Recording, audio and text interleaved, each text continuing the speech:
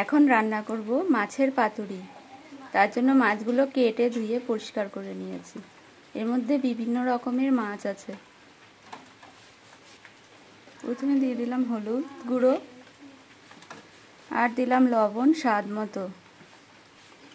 এবারে এটা আমি মেখে নেব।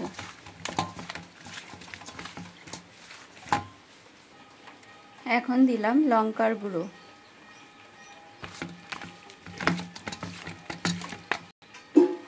আর দিলাম সর্ষের তেল।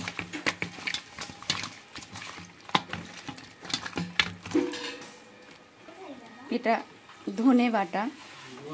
এরপরে দেব জিরে বাটা। এরপরে দিলাম আদা রসুন বাটা।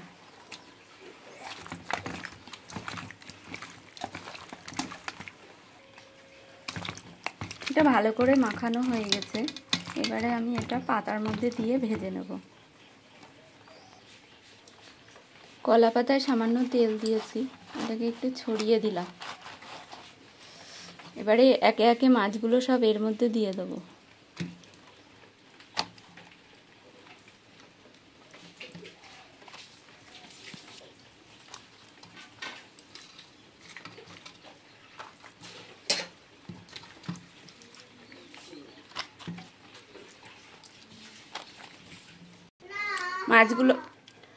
মাছগুলো আমার সাজানো হয়ে গেছে। এবার পাতা দিয়ে এটা ঢাকা দিয়ে দেবো।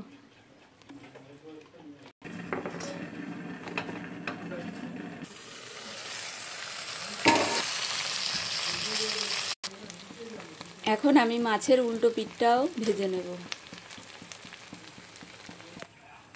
এই পিঠের পাতাতেও অল্প করে তেল দিয়ে এটাকে ভেজে নেব।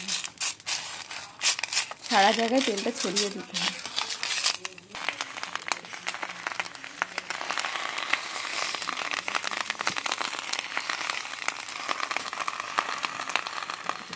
এবারে তলার পিঠটাও ভালো করে ভেজে নেব।